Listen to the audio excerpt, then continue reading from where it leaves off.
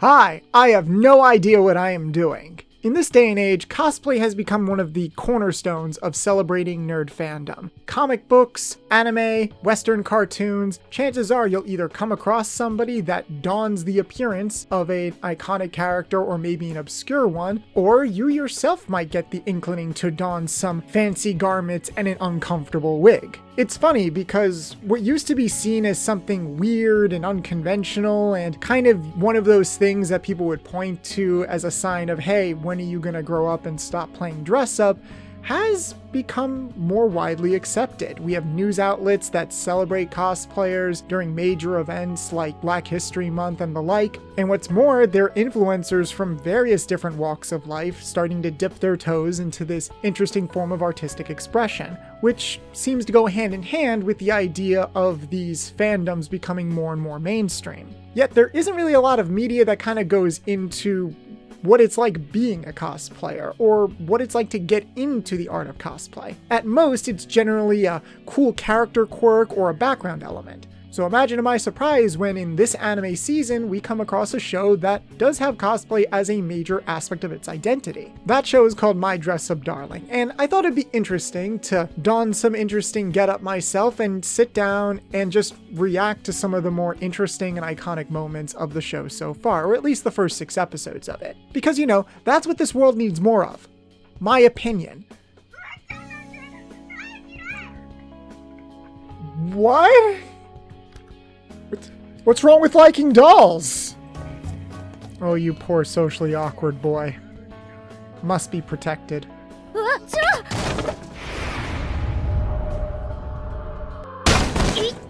Jesus Christ! Wait, what were you doing that made you get thrown almost at a 90-degree angle? それなんとかってアニメのやつないわ Aw, okay. That's actually kind of an interesting setup right there. This girl Kitagawa is into anime and manga and even like wears it openly on her bag when she goes out, but she kind of shuts down anybody who tries to make fun of her for it. She wears it very proudly, and the fact that she still seems to have a lot of friends kind of loosely gives the implication that even if her friends don't seem to share the same interests based off of these conversations, they definitely kind of just let her go along with it. So much so that in order to have Gojo be the character that is sort of socially ostracized, we give him a more unconventional hobby interest that I'd imagine not a lot of high schoolers have. I don't know, maybe there are a lot of Japanese high schoolers that are very, very in on making hime dolls. I mean, apparently interest in hime dolls skyrocketed when this anime started airing. But it's interesting that we have a character who is very much a creative, but ironically feels ostracized for his creative passion. And yet we have a girl who is not ostracized for being into stuff like anime and manga. And as we'll later find out, cosplay. Are you getting turned on? Huh? その服を作ったみたいな私が Yeah, that seems pretty accurate for someone who's never sewn clothes before. Not that I would know anything about that. Damn, just step all over her hopes and dreams, why don't you? So I thought this episode was really good at establishing our eyes in character, that being Gojo. It makes sense why he feels separated, it makes sense why he feels like he can't connect with the people around him, and it makes sense why he would be so caught off guard by someone like Kitagawa, especially since she seems to be the first person who praises the work on display when he shows it to her, but she actively requires something from his skill set. In a way, she's asking for something that only he can do. It's actually a very interesting contrast to that scene we got early on in the episode where Gojo said that he was fine with cleaning up after everybody else because he felt like he was being reliable to them. But in a lot of ways, anybody can do stuff like that. And that's not really reliability, that's being taken advantage of. Here, it's seeing someone for who they are, acknowledging their skills and what they can do, and then reaching out, genuinely reaching out for help with something that they themselves cannot do. I love the little character animation details like the hands shaking and the close-ups on the fingers and the face, because you really do feel that sense of desperation from Kitagawa, even though we barely know anything about her. And it's also nice that we will get more of that moving forward. お嬢様は地獄クラブハレンチミラクルライフ2のクロエしずくだ。 That is the look my parents give me when I even remotely try to explain what anime is to them. It's like equal parts disappointing, confused, and worried, which is fair.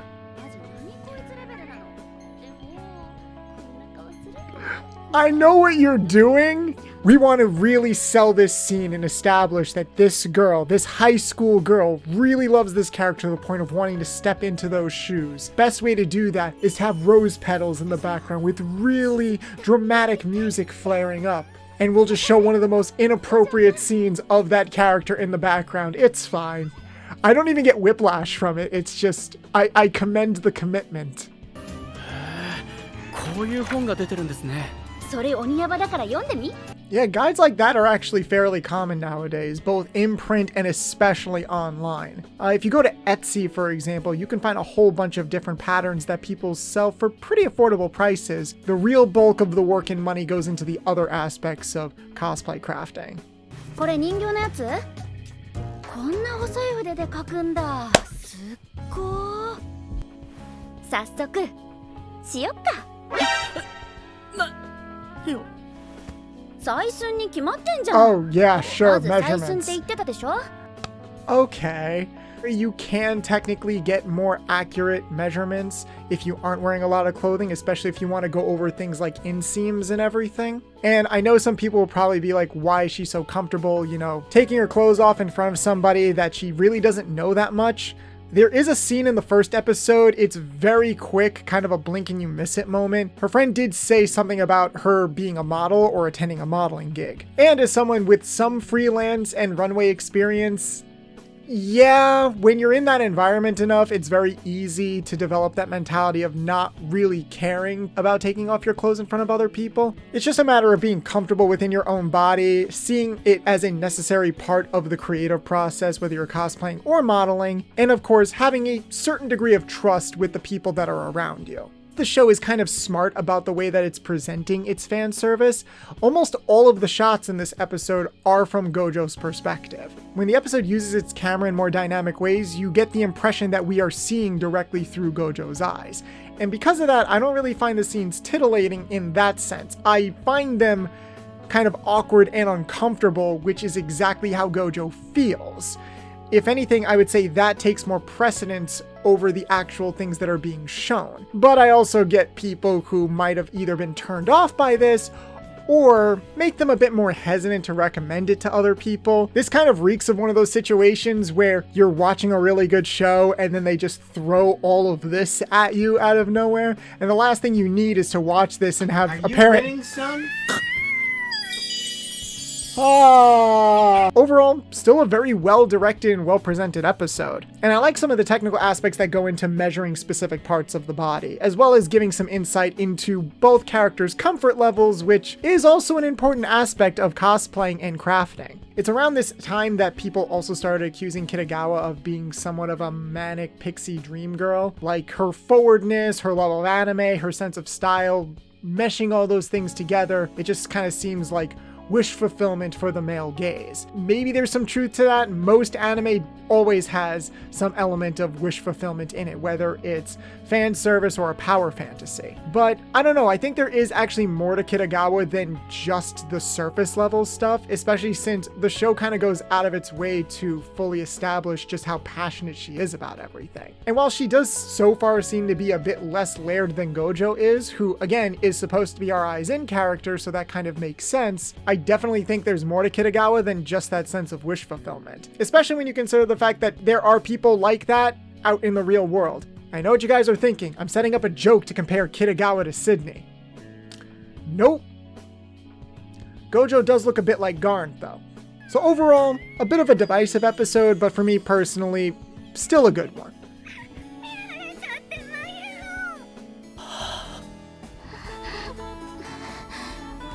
Yeah, let's go right into a sex dream. Okay. You know, considering the fact that he was in close proximity with a member of a sex that he is attracted to, and spent the entire night playing in eroge for the first time, I think I would actually be more surprised if he did not have a wet dream. ねえ、もしかしてあの男と付き合ってたり？ないない、普通に泣くね。だよね。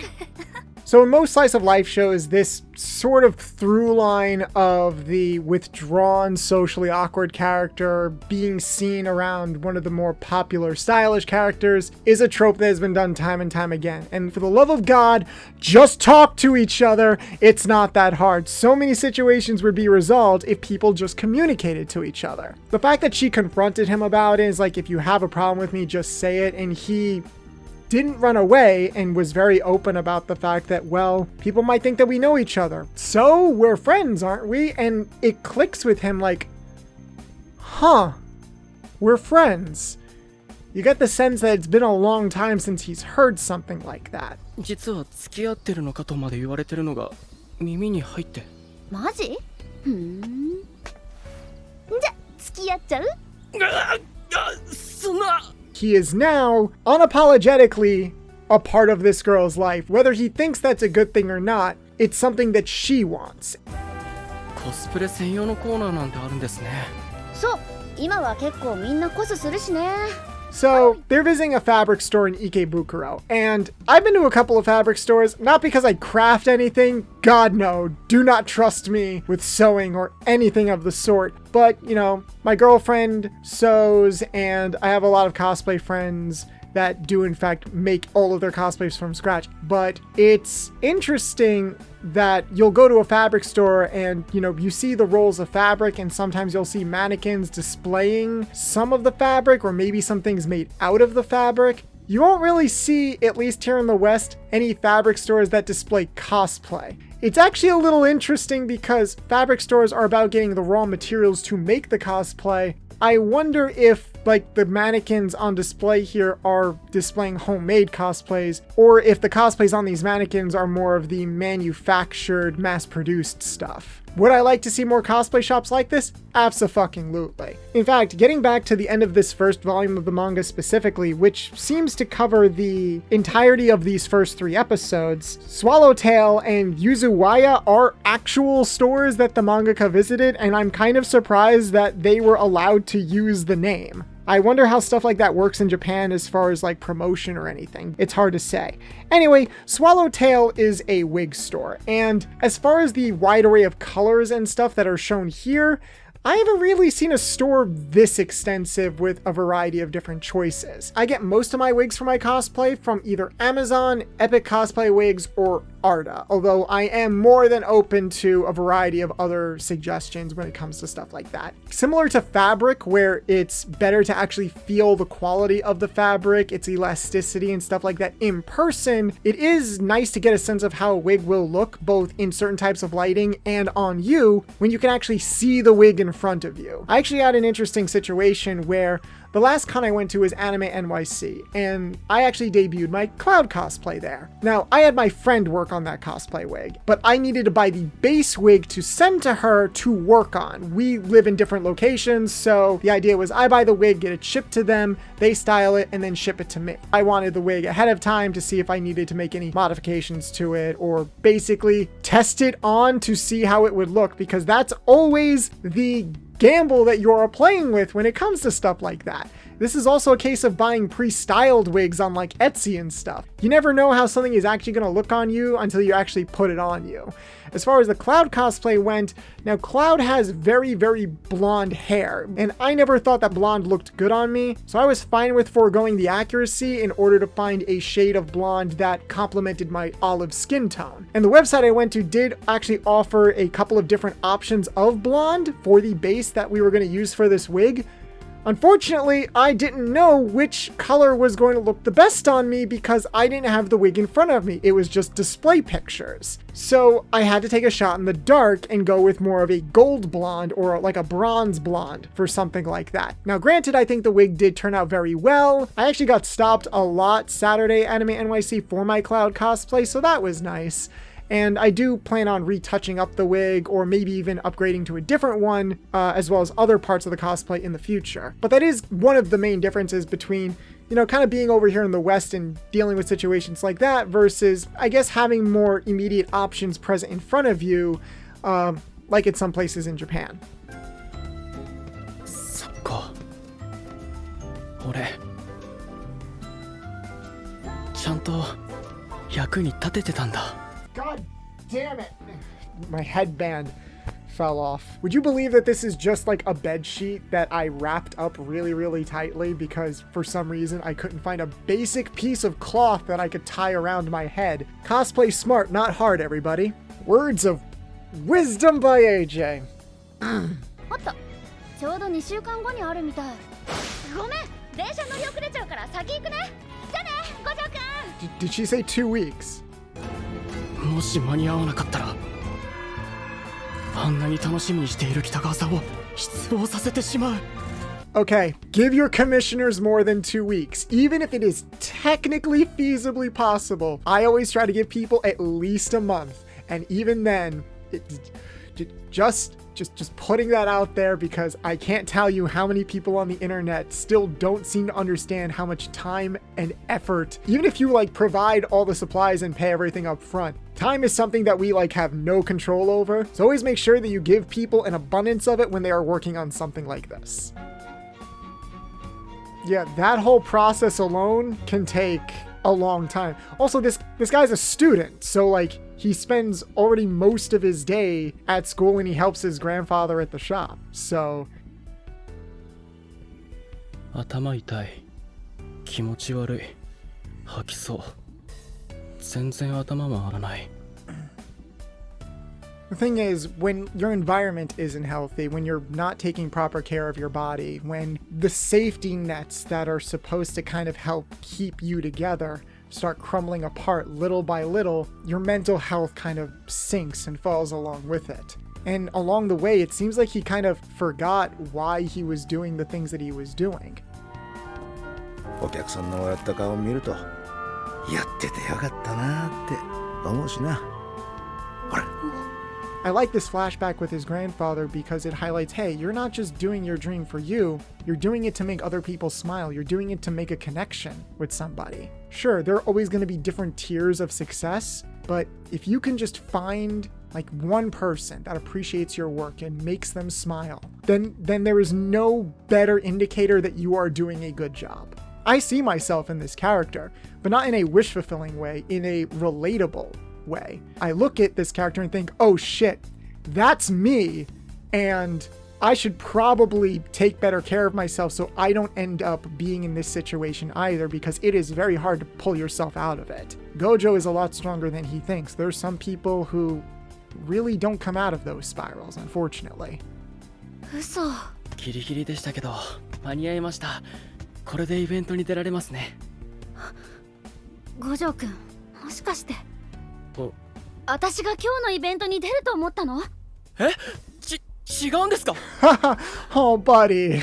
And here comes the assumptions over proper communication. In a lot of other cases, I can understand people getting mad in this situation where it's like, what, you needed to be more specific. Why couldn't you do this? Why couldn't you do that? But Gojo just falls over and he's like, he's relieved.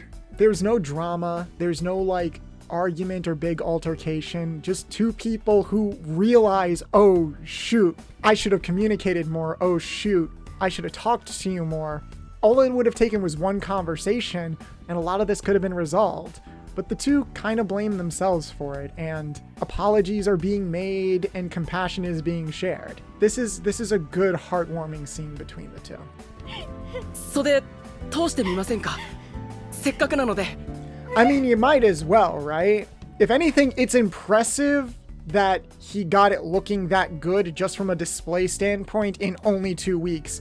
Arguably less than because of all the stuff that he had to juggle on top of that. 止まりました？もう大丈夫そう。 Man, we need more like cosplay boyfriends like Gojo in this world. 眉は下げて垂れ目に、アイシャドウは赤。 Oh, this is cute. So he did detailed sketches, not just of the clothing that needed to be made, but also of the different facial features that this character displays in the game, and even seem to come up with some ideas as to how she can go and do those things to kind of manipulate her eye shape a little bit. Like using eyeshadow and using eyeliner to kind of droop the eyes down. You can also kind of do that with fake eyelashes and stuff like that. It's all about drawing attention to different parts of the eyes without necessarily changing the shape of them. 形が違うので消すことになるんですが。Oh. Oh! No hesitation and shaving off your eyebrows to paint on new ones in order to get a specific eyebrow shape. That's really not that uncommon.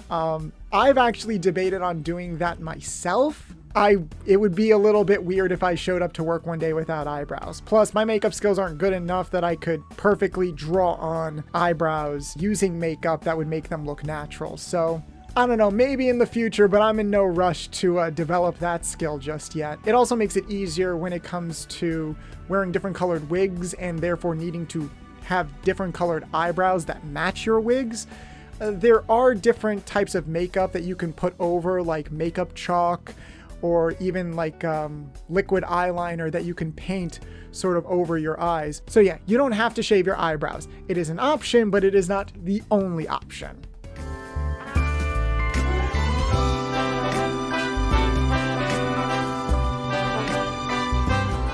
Hi! 北川さんは立派な雫たんです。だよね。Woo! You did it, Gojo. You protected the smile. Such a good episode. どこかきついとか。超ぴったり。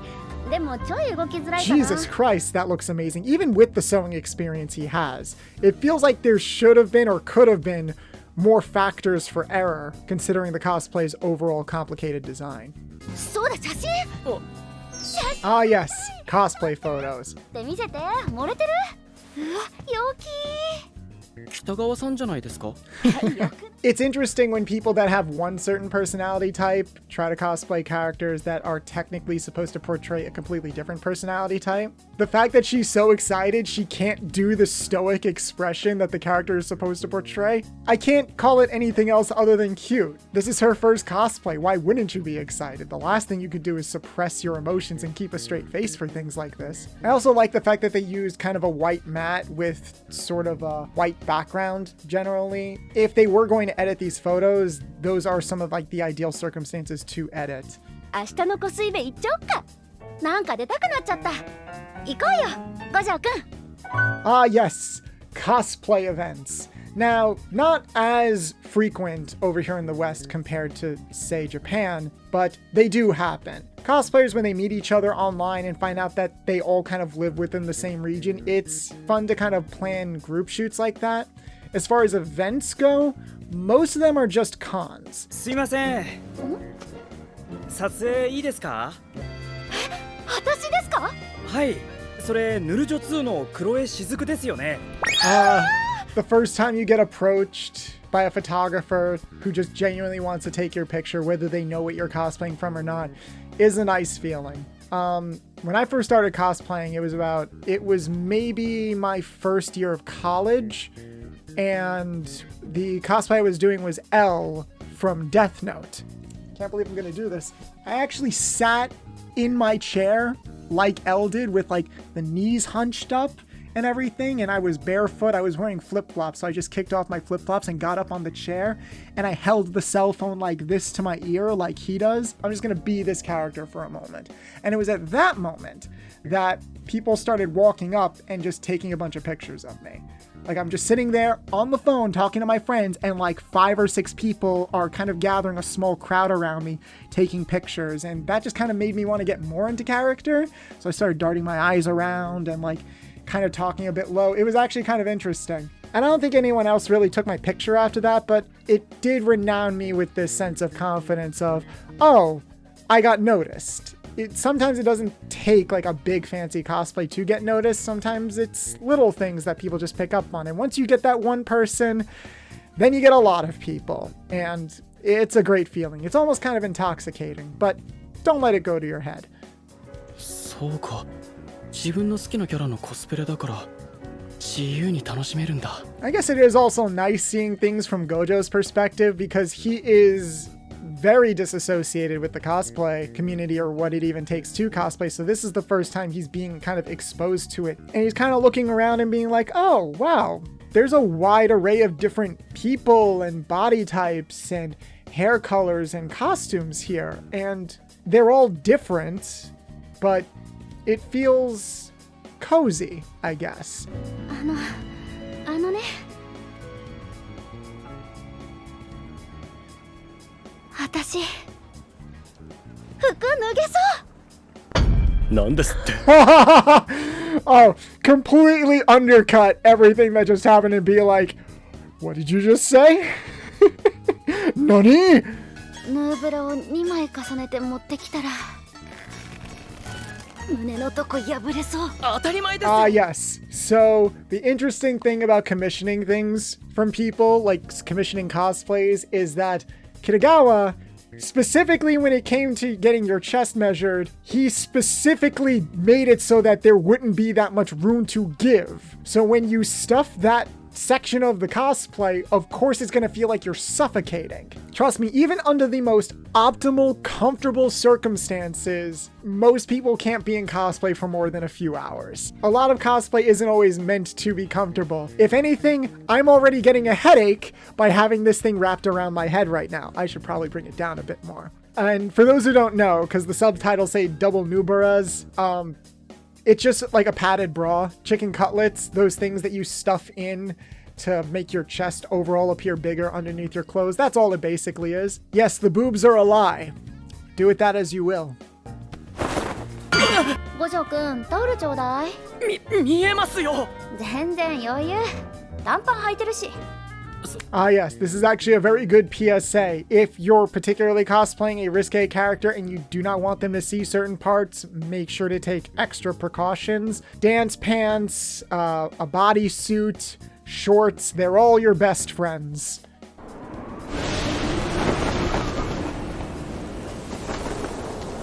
Ha ha ha!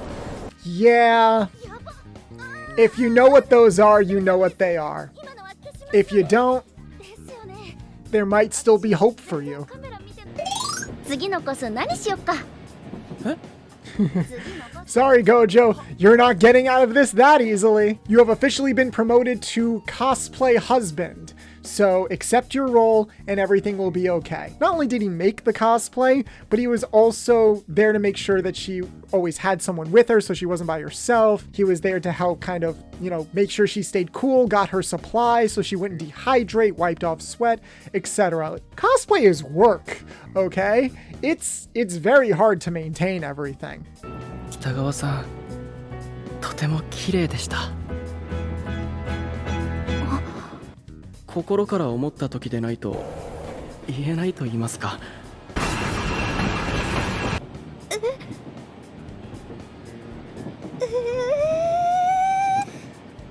And that, my friends, is what we call dramatic setup and payoff. The fact that she did react like that to Gojo basically saying, hey, I consider you someone very special to me. Wait, you think I'm special and beautiful to you?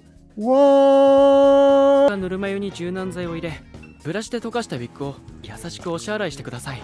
Yes, this is actually how you should be washing and taking care of your wigs. It's not so much about like scrubbing them or anything. You're kind of just soak them in water with the proper components and then pat them out and leave them out to dry. もっとむずいかと。 Oh, she is smitten.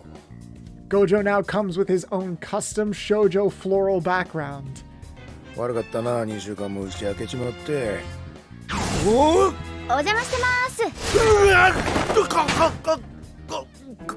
To be fair, this is not an inappropriate reaction to this setup.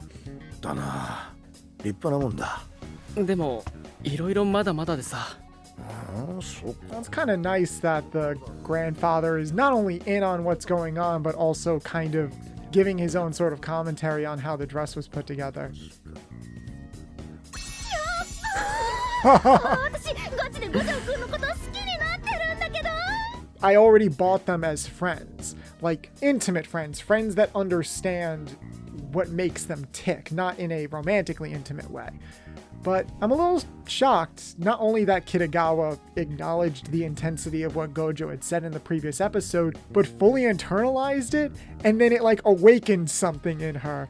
And it's just kind of cute to see a high school girl who probably has never really experienced love before just completely get wrapped up in the emotion. I didn't think the romantic through line introduced here could also double as the thing that also brings Kitagawa closer to that midpoint that I think Gojo is working towards. It also works as a good excuse as to why Kitagawa isn't confessing to Gojo right away, even though I could buy that she would have the confidence to do something like that based on what we've seen in previous episodes. But I like the fact that the show isn't going into that just yet. I think Gojo needs to do some developing first before I would personally feel comfortable with them pursuing a romance, considering that socially they don't really see each other on the same planes just yet. They're not meeting exactly eye to eye. その後コスイベに行くってつぶやいてたから、それであなたが作ったものだって分かって後をつけさせてもらったわ。 We've all seen like cosplayers online that kind of post pictures and then walk away and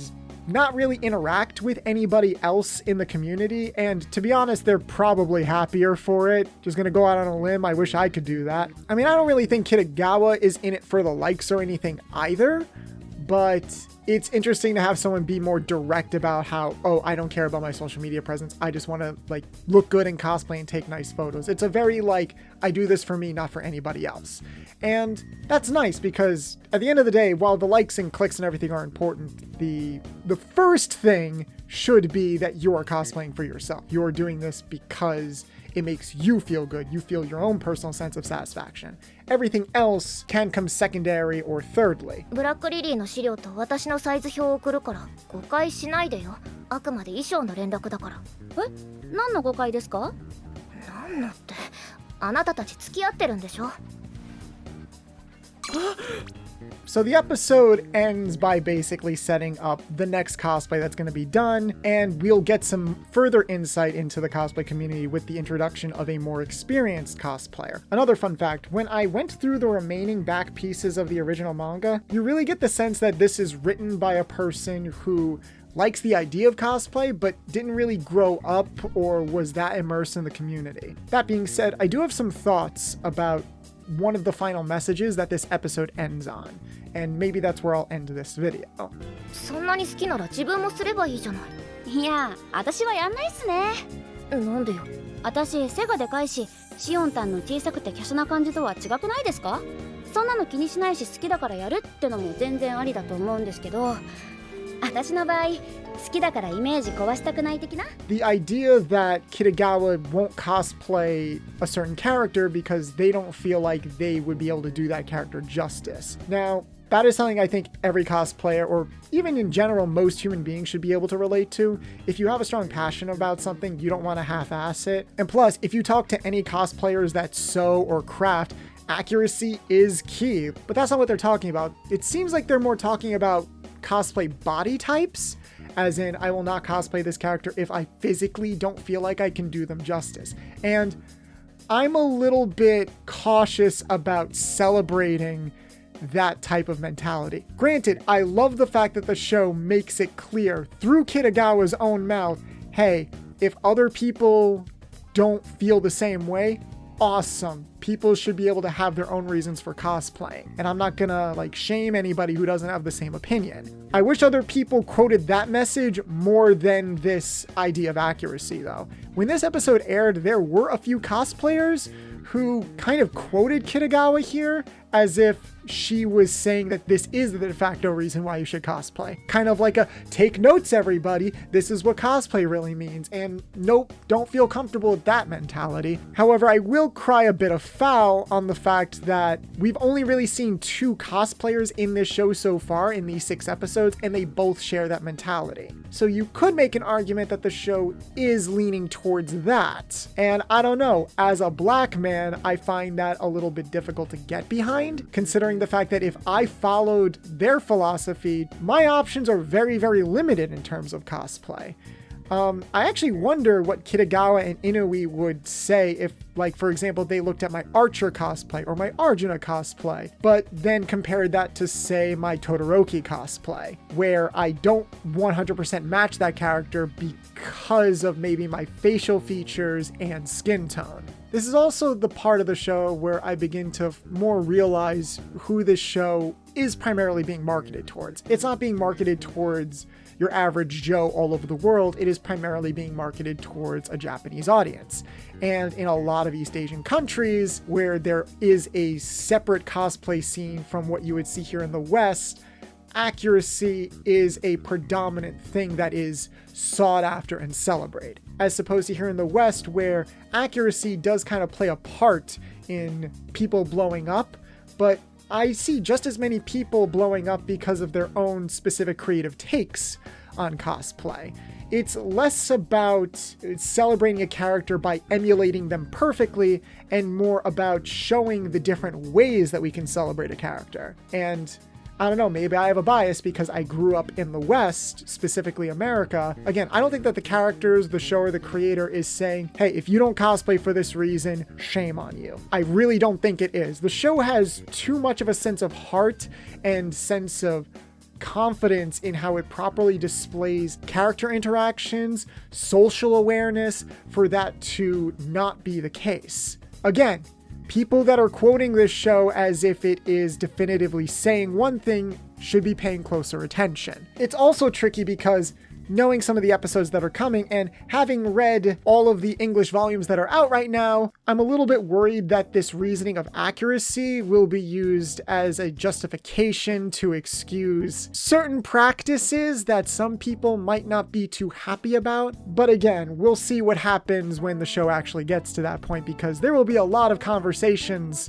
about that when these episodes air.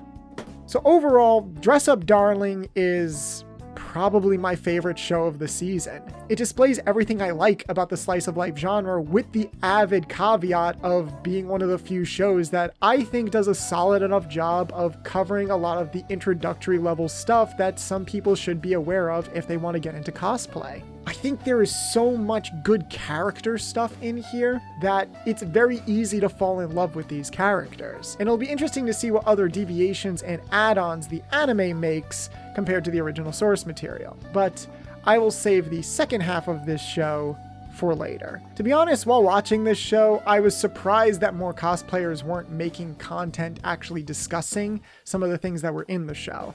So I thought, why not? Make the type of content you want to see, they say. So this was different. Huge thanks to Mr. Nice Guy for helping me with this little experiment, and shout out to Abi for coming up with this idea in the first place. This has definitely been a learning experience, and it's nice to know that behind the research and the fancy scripts, this proves I'm just a dork on the internet. Sorry if things are a little rough around the edges, as this is the first time I've done something like this. I'm already planning a part 2 to this in the upcoming weeks, and if these videos perform well, maybe we can do more content like this. I have a lot of other ideas I'd like to share with you all, and I hope you enjoyed your time if you made it to the end. Special thanks to our patrons for continuing to support us: Reagan Senpai, Andrew Wade Pittman, Ahoba, Jose Argumedo, JR Pictures, Marissa Lenti, Ryan Rodriguez, Tristan Gallant, Unknown Secret 1000, and Queen Era 2. This has been the Cartoon Cipher, and until next time.